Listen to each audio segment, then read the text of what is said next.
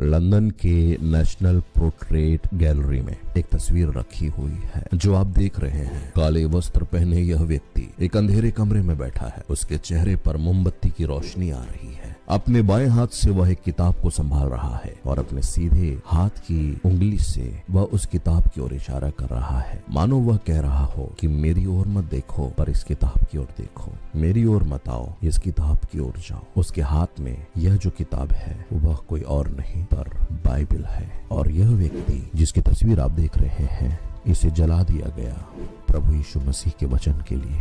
क्या है पूरी गवाही जानने के लिए अंत तक देखते रहिए, क्योंकि जब आप इस गवाही को देखते रहेंगे, आपके साथ परमेश्वर के वचन में जैसे लिखा हुआ है वैसा ही होगा। पर जब गवाहों का ऐसा बड़ा बादल हमें घेरे हुए है, तो आओ हम हर एक बोझ और उस गुनाह को जो हमें आसानी से उलझा देता है, दूर करके उस दौड़ में सब्र से दौड़े। गवाहों का ऐसा बड़ा बादल हमें घेरे हुए है, यानी ये जो गवाहियां हैं ये हमें शक्ति देती हैं उलझाने वाले पापों को दूर करने के लिए। पाप हमेशा उलझाने वाले हैं, आपको उलझा कर रखे रहेंगे, जिंदगी में आगे नहीं बढ़ने देंगे, खुदावंद में आगे नहीं बढ़ने देंगे। इसलिए गवाही पूरा सुनना जरूरी है। शैतान आपसे कहेगा आधे में छोड़कर चले जाओ, स्किप कर लो, जल्दी जल्दी देख लो क्या है। लेकिन जब आप पूरी वीडियो को देखेंगे, पवित्र आत्मा उस समय आपके हृदय में कार्य कर रहे हैं, क्योंकि यह चैनल मैंने अपनी मर्जी से नहीं बनाया है परंतु प्रभु की अगुवाई में बनाया है। इसलिए मैं जानता हूं कि जो इन गवाहियों को देख रहा है वो निश्चित तौर पे विश्वास में तो बढ़ेंगे ही, और मेरा उद्देश्य यही है इस चैनल के द्वारा कि आपका विश्वास बढ़े। इसलिए मेरे चैनल को अभी सब्सक्राइब कीजिए, ताकि किसी भी प्रकार की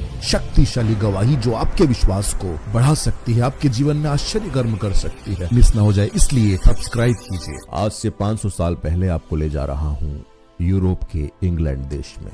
वह देश जो हमारे देश पर कभी शासन करता था। उस देश में 500 साल पहले लगभग सन 1494 में, और उस समय इंग्लैंड का हाल ऐसा था कि लोगों के पास बाइबल नहीं हुआ करती थी, क्योंकि चर्च के पादरी और पुरोहित और उच्च वर्ग के राजा और व्यक्ति नहीं चाहते थे कि आम लोगों के पास बाइबल हो, क्योंकि बाइबल सिर्फ लतीनी भाषा में ही उपलब्ध थी और लतीनी भाषा कोई भी आम नागरिक नहीं पढ़ सकता था। जब आम नागरिक लतीनी भाषा नहीं पढ़ सकता था, तो वो बाइबल की बातों को सुनने के लिए, प्रभु यीशु मसीह की बातों को सुनने के लिए किस पर निर्भर होगा? यकीनन जो पुरोहित, पास्टर, पादरी, उन्हीं लोगों पर वो लोग निर्भर थे। और इसी बात का फायदा उठाकर चर्च में भ्रष्टाचार बढ़ गया था। प्रभु यीशु मसीह का प्रेम विलुप्त हो गया था, उसका वचन लगभग विलुप्त था। चर्च में जितने प्रचारक थे वो सब अपना बिजनेस चला रहे थे। बपतिस्मे से लेकर दफनाने के संस्कार तक में लूट मची हुई थी। लोग प्रार्थना करवाने के लिए पैसा दे रहे थे, अभिषेक लेने के लिए पैसा ले रहे थे, क्योंकि उन लोगों से यह कहा जा रहा था कि बाइबल में ये बातें लिखी हुई हैं। क्योंकि बाइबल तो लोगों को पता नहीं थी। इंग्लैंड में जो भाषा बोली जाती थी, जैसे हम लोग आज हिंदी बोल रहे हैं, वैसे ही उस समय जैसे आज इंग्लैंड में अंग्रेजी भाषा बोलते हैं, उस समय भी बोलचाल की भाषा अंग्रेजी थी। लेकिन अंग्रेजी भाषा जो लोगों को समझ आती थी, जो लोग पढ़ सकते थे, लिख सकते थे, उस भाषा में बाइबल अवेलेबल नहीं थी। और इसी कारण भ्रष्टाचार अपनी चरम सीमा पर पहुंच रहा था। मैं आपको बता दूं, आप में से बहुतों को पता होगा, लेकिन जिनको नहीं पता है, बाइबल जब लिखी गई तो इब्रानी भाषा में लिखी गई, ग्रीक भाषा में लिखी गई, और उसके बाद रोम के शासन तले लतीनी भाषा में भी थी। और लतीनी भाषा रोम की राजकीय भाषा थी। जैसे आज हमारे देश की राजकीय भाषा क्या है? हमारे देश की राजकीय भाषा हिंदी मानी जाती है। तो हिंदी में जैसे ऑफिशियल डॉक्यूमेंट्स होते हैं, रोम में भी ऑफिशियल डॉक्यूमेंट्स लतीनी भाषा में हुए करते थे, लैटिन लैंग्वेज में हुआ करती थी। तो लतीनी भाषा में ही बाइबल होनी चाहिए, इस प्रकार का झूठ शैतान ने पुरोहितों के अंदर, राजाओं के अंदर डाल दिया था, ताकि आम लोगों तक परमेश्वर का वचन ना पहुंच सके। शैतान ने बहुत कोशिश की है कि यह बाइबल हम तक ना पहुंच सके। और इसलिए अगर आज आप बाइबल नहीं पढ़ रहे हैं तो आप समझ जाइए कि इसके पीछे कौन है। लोग जब चर्च आते थे तो उन्हें लतीनी भाषा में ही बाइबल पढ़कर सुना दी जाती थी और बोलते थे कि हो गया, तुमने पवित्र शब्दों को सुन लिया, इसे जानने समझने की क्या जरूरत है। इस प्रकार के भ्रष्टाचार के समय में परमेश्वर का हृदय दुखी था और प्रभु यीशु मसीह चाहते थे कि वे अपने लोगों से सीधे बात करें। प्रभु यीशु मसीह जो कि राजाओं का राजा है, उसकी बात उसकी प्रजा तक पहुंचने से रोकने के लिए इंग्लैंड के राजा ने बहुत कोशिश की, इंग्लैंड के पुरोहितों ने भी बहुत कोशिश की, लेकिन प्रभु यीशु मसीह का काम कभी नहीं रुक सकता, चाहे उसके विरोध में कितना भी बड़ा सम्राट खड़ा हो जाए, कितना भी बड़ा प्रधानमंत्री खड़ा हो जाए, कितना भी बड़ा मुख्यमंत्री खड़ा हो जाए, प्रभु यीशु मसीह का काम नहीं रुकेगा। ये पवित्र आत्मा का कार्य है, ये लगातार होता ही जाएगा। और उस समय भी प्रभु यीशु मसीह ने एक व्यक्ति को चुना और उस व्यक्ति का नाम था विलियम टिंडल। विलियम टिंडल का जन्म सन 1494 में इंग्लैंड के ग्लॉस्टरशायर नामक स्थान में हुआ। 12 वर्ष की उम्र में ही ऑक्सफोर्ड यूनिवर्सिटी पहुंचे और परमेश्वर का अनुग्रह उनके ऊपर ऐसा हुआ कि 10 साल उन्होंने वहां पर पढ़ाई की और उस पढ़ाई के दौरान उन्होंने 8 से ज्यादा भाषाओं पर महारत हासिल कर ली और उस भाषा में ग्रीक भाषा भी शामिल थी। और मैं आपको बताते चलूं कि ग्रीक वह भाषा है जिसमें नया नियम ओरिजिनली लिखी गई थी, यानी जब नया नियम लिखा जा रहा था तो वह ग्रीक भाषा में लिखा गया था। और उसी ग्रीक भाषा में प्रभु के दास, प्रभु के द्वारा चुने हुए, प्रभु की बुलाहट प्राप्त किए हुए विलियम टिंडल को प्रभु ने महारत दिलाई। और जब विलियम टिंडल ऑक्सफोर्ड में पढ़ाई कर रहे थे, उसी दौरान यूरोप का एक बड़ा विद्वान जिसका नाम एरोस्मस था, उसने ग्रीक भाषा में नए नियम की छपाई की, यानी कि एक छपी हुई बाइबल नया नियम पढ़ने का अवसर विलियम को मिला। चूंकि वह नया नियम ग्रीक में था और ऑक्सफोर्ड यूनिवर्सिटी जैसे बड़े संस्थान में पढ़ने के कारण ग्रीक भाषा की, जो कि आम बोलचाल की भाषा नहीं थी, अच्छा ज्ञान विलियम को हो गया था। और जब विलियम ने ग्रीक भाषा में बाइबल पढ़ी, उसे समझ आ गया कि परमेश्वर वास्तव में कौन है और प्रभु वास्तव में क्या चाहता है। बाइबल ने उसकी आंखें खोल दी, उसका हृदय आनंद से उमड़ पड़ा और उसके मन में प्रभु ने एक डिजायर डाल दी, एक बर्निंग डिजायर डाल दी कि यह जो बाइबल है इसे मैं आम लोगों तक पहुंचाऊंगा। यीशु मसीह की बातें, यीशु मसीह की शिक्षा मैं आम लोगों तक पहुंचाऊंगा। वह गरीब बढ़ई, वो गरीब लोहार, वह गरीब स्त्री जो किसी घर के किसी कोने में आज काम कर रही है, प्रभु यीशु मसीह इस बाइबल के द्वारा उससे भी बात करना चाहते हैं। इसलिए उस विलियम टिंडल के हृदय में पवित्र आत्मा ने एक बात डाल दी कि मेरे बेटे, तुझे बाइबल का अनुवाद करना है। लेकिन जैसा मैंने आपको बताया कि जिस समय की मैं आपसे बात कर रहा हूं, उस समय लतीनी भाषा के अलावा, लैटिन लैंग्वेज के अलावा अंग्रेजी भाषा में परमेश्वर के वचनों को बोलना या लोगों को सिखाना दंडनीय अपराध था। तो आप अनुवाद की बात तो छोड़ ही दीजिए। यह निश्चित था कि अगर कोई व्यक्ति लैटिन लैंग्वेज से इंग्लिश लैंग्वेज में ट्रांसलेशन करेगा, अनुवाद करेगा, तो वह अपने लिए सजाए मौत मुकर्रर कर रहा है। लेकिन प्रभु के लोग अंधकार में थे। वचन की रोशनी के बिना इंग्लैंड के लोग अंधेरे में तड़प रहे थे, राजा से त्रस्त थे, पुरोहितों से त्रस्त थे, उन्हें लूटा जा रहा था। क्यों? क्योंकि वचन का ज्ञान नहीं था, इसलिए परमेश्वर की प्रजा नष्ट हो रही थी। इंग्लैंड के राजा हेनरी और कार्डिनल थॉमस वॉल्सले और उच्च वर्ग के लोगों ने इंग्लैंड की प्रजा को, इंग्लैंड की आम जनता को राजाओं के राजा से दूर रखा था। ऑक्सफोर्ड यूनिवर्सिटी में पढ़ाई करने के बाद विलियम जब बाहर आए तो उन्हें पता चला कि कोई भी व्यक्ति जो अंग्रेजी में बाइबल पढ़ने की कोशिश करता है उसे जला दिया जाता है। विलियम को पता चला कि एक बच्चे से एक पुरोहित ने यह पूछा कि बेटे, क्या तुम हे हमारे पिता वाली प्रार्थना सुना सकते हो, वो भी इंग्लिश में। दरअसल वो पुरोहित जानना चाहता था कि क्या इस बच्चे ने गैर कानूनी तरीके से अंग्रेजी में बाइबल सीखी है या बाइबल का कोई पद याद किया है, क्योंकि यह गैर कानूनी है। आप अंग्रेजी में बाइबल नहीं पढ़ सकते थे। उस बच्चे ने अपनी मासूमियत में आकर, हे हमारे पिता तू जो स्वर्ग में है, तेरा नाम पवित्र माना जाए, यह प्रार्थना उस पुरोहित को सुना दी।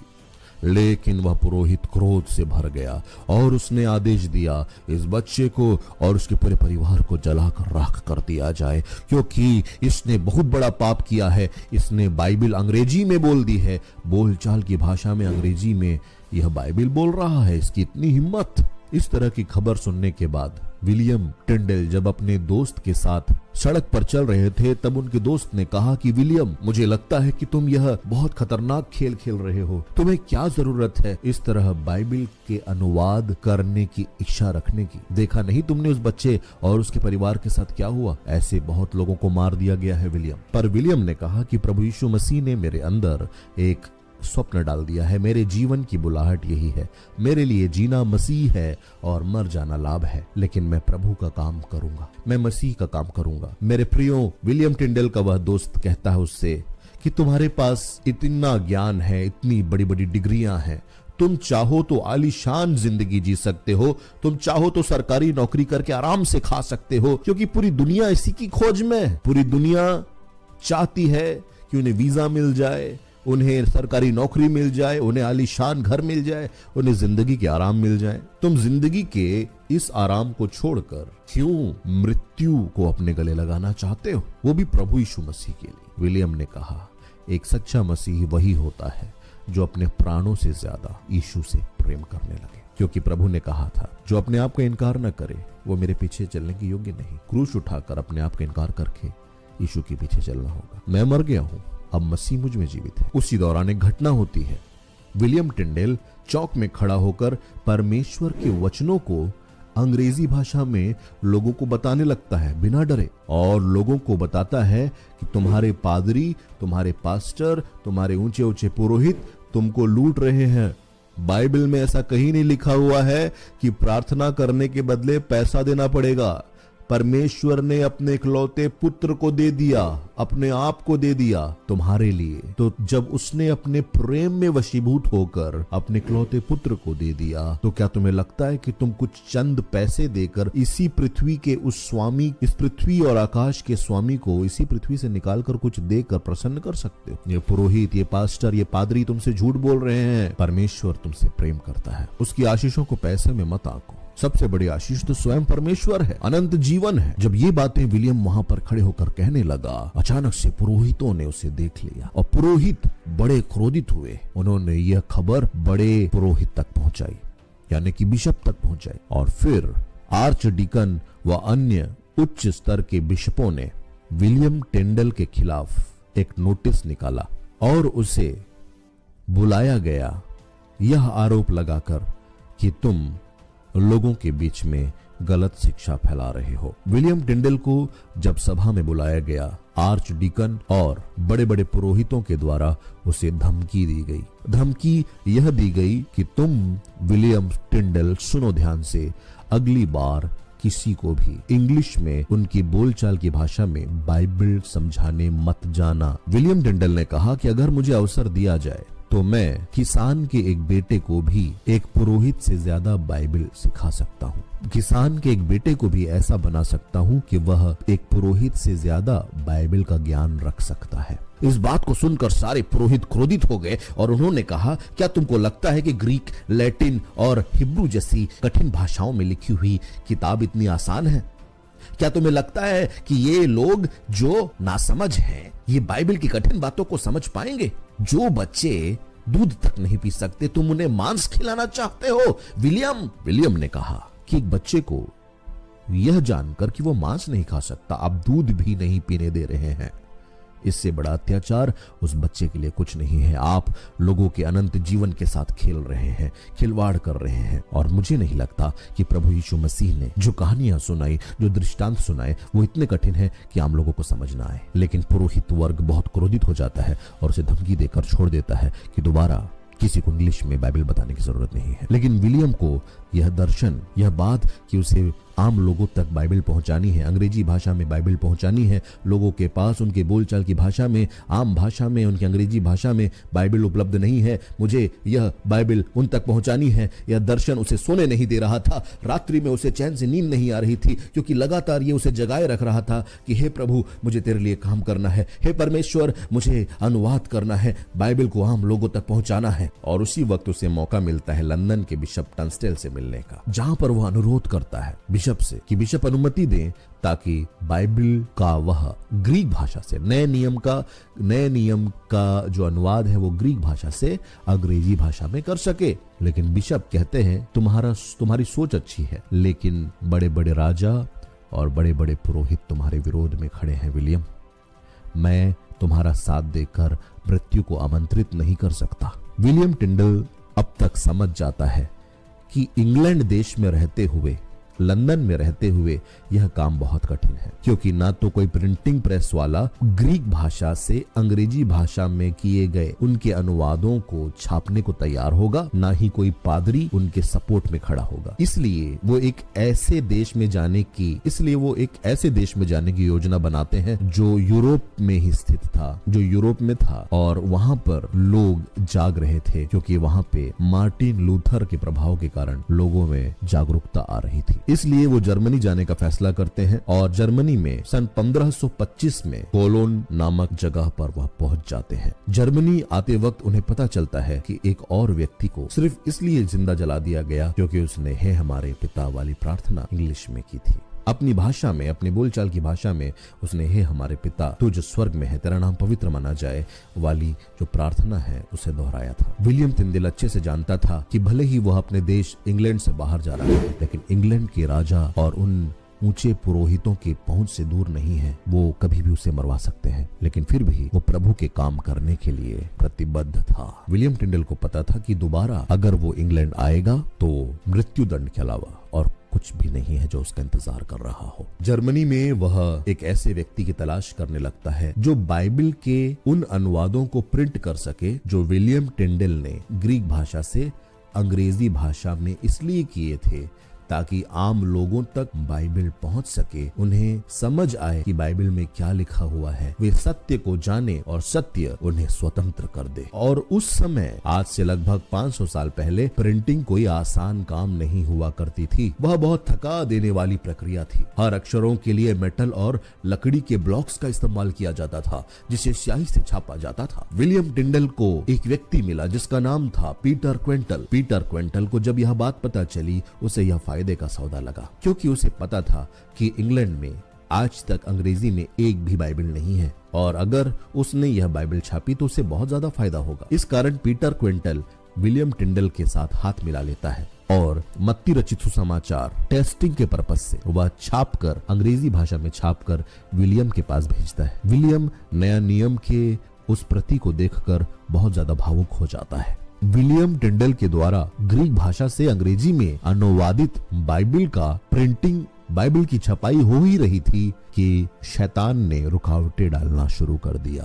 कॉकलिकस नामक एक दुष्ट आकर उस छपाई को रोक देता है। कॉकलिकस मार्टिन लूथर का भी बड़ा विरोधी था। गुप्तचरों के माध्यम से कॉकलिकस को पता चलता है कि विलियम टिंडल और पीटर क्वेंटल मिलकर बाइबल को अंग्रेजी भाषा में छाप रहे हैं। पीटर क्वेंटल के प्रिंटिंग प्रेस में सिपाहियों के साथ वह धावा बोल देता है, लेकिन प्रभु की ऐसी दया होती है कि विलियम टिंडल का एक मित्र दौड़ कर जाता है और विलियम टिंडल को बताता है, विलियम जल्दी करो, यहाँ से निकलो, क्योंकि सैनिक आ रहे हैं। वे हमारे सारे मेहनत को खत्म कर देना चाहते हैं, सारे अनुवादों को जला देना चाहते हैं। विलियम जल्दी यहाँ से निकलो। इसलिए विलियम टिंडल अपने सारे मेहनत से किए गए अनुवादों की प्रतियों को बहुत संभाल कर जल्दी से उस स्थान से निकल जाता है और वर्म्स नामक एक दूसरे शहर को भाग जाता है। विलियम टिंडल जो इतना पढ़ा लिखा, इतना विद्वान व्यक्ति था, कई भाषाओं पर उसकी महारत थी, वह चाहता तो एक आलीशान जिंदगी जी सकता था, लेकिन सुसमाचार के कारण बाइबल आम लोगों तक पहुंचानी है, यह बात जो प्रभु ने उसके मन में डाल दी थी, प्रभु का काम करने के कारण उसे एक भगोड़े के समान जीवन बिताना पड़ रहा था। वह छिप छिप कर फिर रहा था, लेकिन वह अपने काम को जारी रखता है। उसके अंदर एक ही स्वप्न था कि लोग बाइबल पढ़ रहे हैं, आम जनता बाइबल पढ़ रही है। कोई एक दुखी और परेशान व्यक्ति, एक बेटी प्रभु की जो परेशान है, प्रभु से सीधा बात करना चाहता है इस बाइबल के द्वारा। मैं यह बाइबल उस एक गरीब लड़की तक, उस एक गरीब आदमी तक पहुंचाना चाहता हूँ जिसके पास आज अंग्रेजी में बाइबल उपलब्ध नहीं है। 6000 से ज्यादा प्रतियां यूरोप के इंग्लैंड में पहुंच चुकी थी और नए नियम की यह जो प्रतियां अंग्रेजी भाषा में छप रही थी, ये कैसे इंग्लैंड देश में पहुंच रही थी? जर्मनी से इंग्लैंड में भेजी जा रही थी, तस्करी के रूप में स्मगल की जा रही थी, यानी कि फलों और अनाजों की बोरियों में छिपा छिपा कर यह बाइबल इंग्लैंड देश में भेजी जा रही थी। सोचिए, बाइबल पढ़ना और बाइबल को, अंग्रेजी बाइबल को पढ़ना, अपनी भाषा में बाइबल को पढ़ना, यानी कि जिंदा जला देने की सजा को अपने ऊपर लाना। लेकिन लोग फिर भी रिस्क ले रहे थे। क्यों? क्योंकि वो वचन के भूखे और प्यासे थे। वो वचन के भूखे और प्यासे थे। क्या वो भूख और प्यास हमारे अंदर है? क्या वो भूख हमारे अंदर है जो इंग्लैंड के लोगों में उस समय थी? लोग अपनी जान को जोखिम में लेकर बाइबल को खरीद रहे थे। लेकिन जब ऊंचे और बड़े पादरियों को पता चला, पुरोहितों को पता चला कि अंग्रेजी भाषा में बाइबल विलियम टिंडल जर्मनी से छपवा कर भेज रहा है, तस्करी हो रही है, तो उन्होंने फैसला किया कि हर एक मसीही विश्वासी के घर में रेड डाली जाएगी। चर्च ने हर एक मसीही विश्वासी के घर में रेड डाली और जिस जिस घर से अंग्रेजी बाइबल की प्रतियां मिली, उस घर के व्यक्ति को दंडित किया गया, जला दिया गया, मार दिया गया, सिर्फ इसलिए कि बाइबल उनकी भाषा में थी। शैतान इतना क्यों डरता है आपकी खुद की भाषा में बाइबल होने से? शैतान इतना क्यों डरता है? अब आप सोच लो कि आपको आज से बाइबल पढ़ना है कि नहीं। इंग्लैंड के पुरोहितों ने सारी बाइबल्स को इकट्ठा किया जो जो उनको रेड के दौरान मिली थी और सबको एक साथ जला दिया। लेकिन विलियम टिंडल अपने काम को लगातार जारी रखते रहा। लोगों ने भी उसका भरपूर साथ दिया क्योंकि यह प्रभु का काम था, यह रुक नहीं सकता था। कोई पुरोहित, कोई सम्राट प्रभु यीशु मसीह के काम को रोक नहीं सकता। 20,000 से ज्यादा प्रतियां अनाजों और फलों की बोरियों में गुप्त रूप से इंग्लैंड भेजी जा रही थी और इंग्लैंड के बिशप ने बहुत कोशिश की, वहां के उच्च पुरोहितों ने बहुत कोशिश की, जहां तक हो सके बाइबल को इकट्ठा करो, लोगों के पास से अंग्रेजी बाइबलों को छीनो और उन्हें जलाकर राख कर दो। लेकिन विलियम हिम्मत नहीं हारा। उसने अब यह तय कर लिया था कि अभी तक तो मैंने सिर्फ नए नियम का अनुवाद किया था, अब मैं पुराने नियम का भी अनुवाद करूंगा। इसलिए वह हिब्रू भाषा सीखने के लिए वर्म्स नामक जगह पर ठहरता है, जहां पर बहुत सारे यहूदी आकर अध्ययन का कार्य किया करते थे। कई वर्ष उसने हिब्रू भाषा सीखने में बिता दिए और अंततः जब वह हिब्रू भाषा सीख गया तब उसने मूसा की प्रथम 5 किताबों को अंग्रेजी भाषा में अनुवादित किया और इस प्रकार बाइबल को छापकर वह इंग्लैंड भेजता रहा और लोग छुप छुप कर बाइबल को खरीदते रहे। लेकिन बाइबल एक दिन पहुंच जाती है इंग्लैंड की महारानी एन बोलीन के पास और एन बोलीन, जो कि इंग्लैंड के राजा हेनरी की द्वितीय पत्नी थी, उसे विलियम टिंडल के द्वारा अनुवादित बाइबल बहुत ज्यादा पसंद आ गई और राजा को एहसास हो गया कि अगर विलियम टिंडल इसी गति से बाइबल का अंग्रेजी भाषा में अनुवाद करते रहा तो इंग्लैंड के राजा से ज्यादा प्रभावी हो जाएगा विलियम टिंडल। इसलिए विल ने चालाकी से विलियम को बुलावा भेजा ताकि वह आकर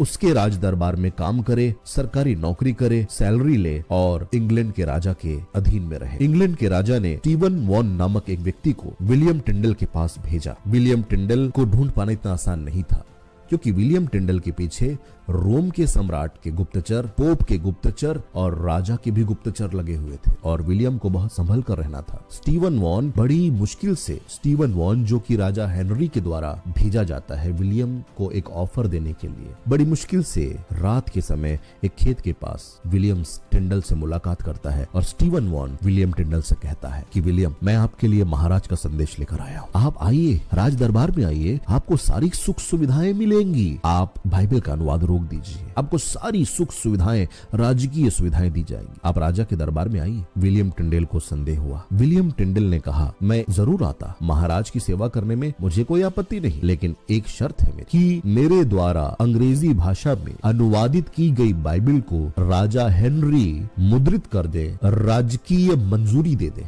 ताकि राजकीय मंजूरी के साथ यह अंग्रेजी बाइबल आम जनता तक पहुंच सके।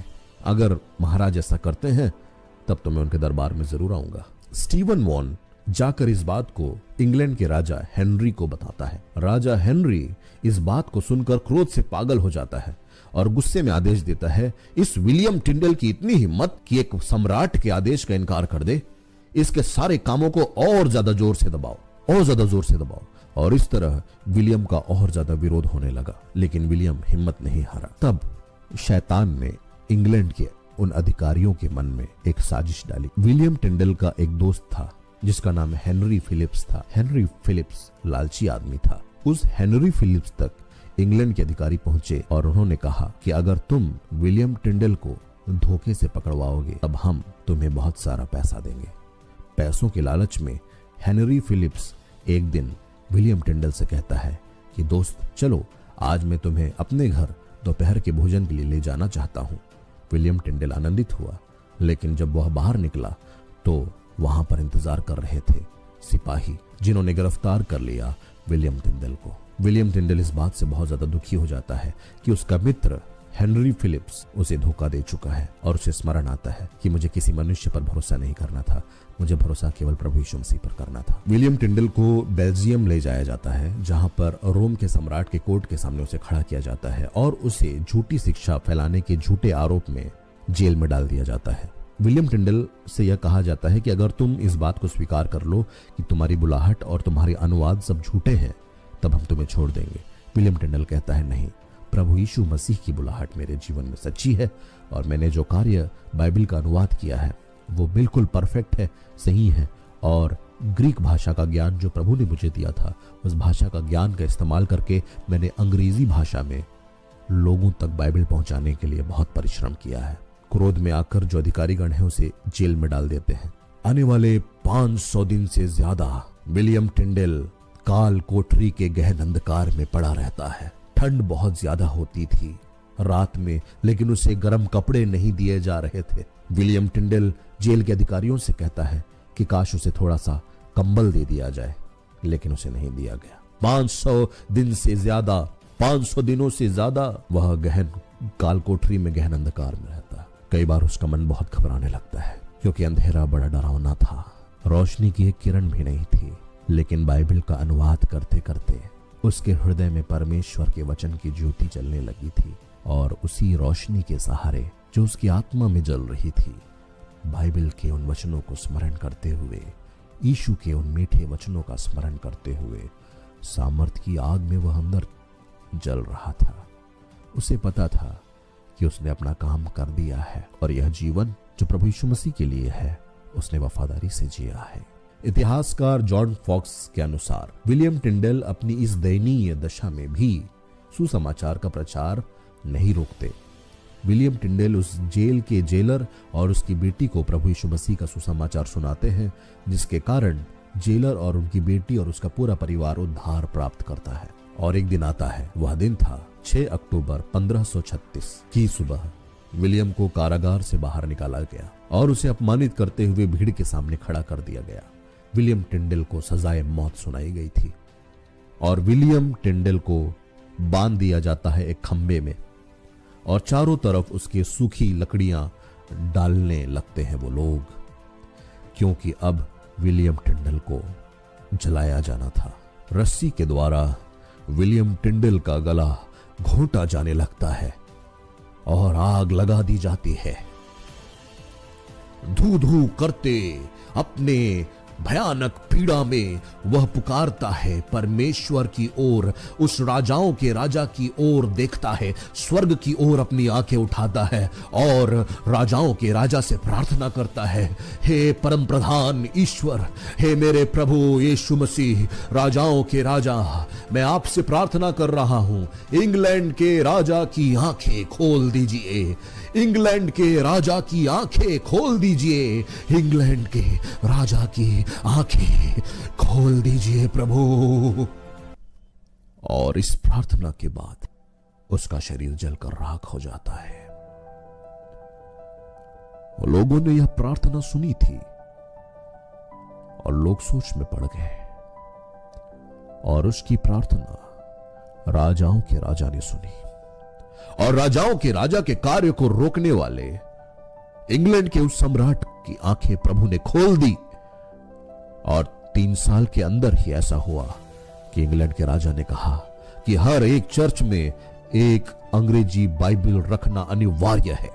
जब विलियम टिंडल शहीद हो रहे थे, जब विलियम टिंडल को जलाया जा रहा था, उसे जब मारा जा रहा था, अपनी मृत्यु के समय में इस वचन को स्मरण कर रहा था, जैसा लिखा हुआ है 2 कुरिन्थियों 4 अध्याय और उसके 18 पद में, हम तो देखी हुई वस्तुओं को नहीं परंतु अनदेखी वस्तुओं को देखते रहते हैं, क्योंकि देखी हुई वस्तुएं थोड़े ही दिन की है, परंतु अनदेखी वस्तुएं सदा बनी रहती हैं। विलियम टिंडेल अनदेखी वस्तुओं को देख रहा था। विलियम टिंडेल देख रहा था कि राजा एक दिन अनुमति दे देगा और सारे लोग जो अंग्रेजी भाषा बोलते और समझते और पढ़ते हैं वो राजाओं के राजा से बात कर पाएंगे। राजाओं के राजा प्रभु यीशु मसीह अपनी प्रजा से सीधे बात कर पाएंगे। वह देख रहा था कि बाइबल जब अंग्रेजी में छप जाएगी, बाइबल जब आम लोगों की भाषा में उपलब्ध हो जाएगी, लोग उद्धार पाएंगे, लोग अनंत जीवन पाएंगे। इसलिए वह देखी हुई वस्तुओं को नहीं पर अनदेखी वस्तुओं को देखकर चलने वाला एक व्यक्ति था और अनदेखी वस्तुओं को देखकर परमेश्वर के इस वचन के द्वारा, पवित्र आत्मा की सामर्थ्य के द्वारा चलने वाला एक व्यक्ति था जिसने अपने मृत्यु के समय में प्रार्थना की परमेश्वर से विश्वास के साथ कि परमेश्वर मेरा यह जीवन तो व्यर्थ हो ही नहीं सकता क्योंकि मैंने यह जिंदगी तेरे नाम कर दी। और प्रभु जब मैंने प्रार्थना की है कि इंग्लैंड के राजा की आंखें खोल दे, उसने सीधे उस देश के सबसे उच्चतम पद पर बैठे हुए व्यक्ति की आंखें खोलने के लिए कहा, क्योंकि वही एक व्यक्ति था जो रोक कर रखा था बाइबल को। शैतान ने उसकी आंखों को बंद करके रखा था। इसलिए परमेश्वर के उस जन ने प्रार्थना की, इंग्लैंड के राजा की आंखें खोल दे। आज मेरी और आपकी प्रार्थना में क्या बड़े बड़े स्तरों और बड़े बड़े ऊंचे ऊंचे पदों पर बैठे हुए उन व्यक्तियों के लिए प्रार्थना है? क्या हम और आप हिम्मत कर सकते हैं विलियम टिंडल के समान जीवन जीने की? आलीशान नौकरी, आराम की जिंदगी नहीं, पर यीशु मसीह के वचनों को लेकर जाना है मुझे कोने कोने तक। प्रभु ने जिस उद्देश्य के लिए मुझे चुना है उस उद्देश्य को मुझे पूरा करना है और मेरी प्रार्थनाओं में ऐसी प्रार्थनाएं शामिल होनी चाहिए, प्रभु मेरे देश के राजा की आंखें खोल दे, मेरे देश के प्रधानमंत्री की आंखें खोल दे, मुख्यमंत्री की आंखें खोल दे। प्रभु क्या उन अधिकारियों की आंखों को खोलने के लिए आप प्रार्थना करेंगे जिनकी आंखों को शैतान ने बंद करके रखा है, जो प्रभु यीशु मसीह के सुसमाचार को दबाए जा रहे हैं, उद्धार के इस बाइबल को लोगों तक नहीं पहुंचने देना चाहते। शैतान उनका इस्तेमाल कर रहा है, लेकिन हमारी प्रार्थनाओं के द्वारा सर्वसत्ताधारी ईश्वर, राजाओं के राजा काम करेंगे। आपकी प्रार्थना के द्वारा ये बाइबल पहुंचेगी। ये बाइबल रुक नहीं सकती। और एक दिन ऐसा आता है इंग्लैंड में, जिस देश में विलियम टिंडल को जला दिया गया, जिस देश में कई लोगों को बाइबल पढ़ने के कारण जला दिया गया, उस देश का सम्राट जिसका नाम राजा जेम्स था, उसने आदेश जारी किया कि अब राजकीय मंजूरी के साथ राजा की ओर से ही एक अंग्रेजी बाइबल छपेगी जो लोगों तक पहुंचाई जाएगी। इंग्लैंड के सम्राट की आंखों को प्रभु यीशु मसीह ने खोल दिया। उसी प्रभु यीशु मसीह के पीछे आप और मैं चल रहे हैं, जिसके लिए कुछ भी असंभव नहीं है। आपकी प्रार्थनाओं से सिंहासन हिल उठेंगे, आपकी प्रार्थनाओं से बड़े बड़े सिंहासन डोल उठेंगे। मत डरो उनके सिंहासनों को देखकर। प्रभु यीशु मसीह के बेटे, तेरी प्रार्थना में इतनी शक्ति है, सिंहासन हिल उठेंगे। प्रभु यीशु मसीह की बेटी, तेरी प्रार्थना में इतनी शक्ति है, सिंहासन हिल उठेंगे। इन छोटी मोटी परेशानियों को देखकर मत डरते रहो, इसी दुनिया की बातों में उलझकर मत रहो। तुम इस संसार के राज्य के लिए नहीं, पर आने वाले उस अद्भुत राज्य के लिए जो परमेश्वर का राज्य है, उसके लिए अपने मनों को तैयार करो। अपना धन इस पृथ्वी पर नहीं, पर उस स्वर्ग में इकट्ठा करो, जहां पर न तो कीड़ा खाएगा न तो चोर चोरी कर सकता है। विलियम टिंडल अत्यंत विद्वान व्यक्ति था, चाहता तो बहुत सारा धन इसी दुनिया में जमा कर सकता था, लेकिन उसे पता था, वो इतना विद्वान था, बाइबल ने उसकी आंखें खोल दी थी, प्रभु यीशु मसीह ने, कि यह शरीर राख हो जाएगा, यह संसार राख हो जाएगा, लेकिन स्वर्ग में जमा किया गया, प्रभु के लिए कार्य किया गया एक एक धन वो तुमसे कोई नहीं छीन सकता, कोई नहीं चुरा सकता। वो जिस प्रभु के दास की गवाही आप लोगों ने सुनी है, उन्हीं के द्वारा लिखी हुई बाइबल की सॉफ्ट कॉपी आज मैं टेलीग्राम ग्रुप में अपलोड करूंगा। अगर आप लोगों को परमेश्वर के उस दास के द्वारा लिखी बाइबल चाहिए, मेरे टेलीग्राम चैनल को ज्वाइन कीजिए, टेलीग्राम का लिंक डिस्क्रिप्शन में है। विलियम टिंडल की यह गवाही आपने सुनी। इस गवाही को सुनने के बाद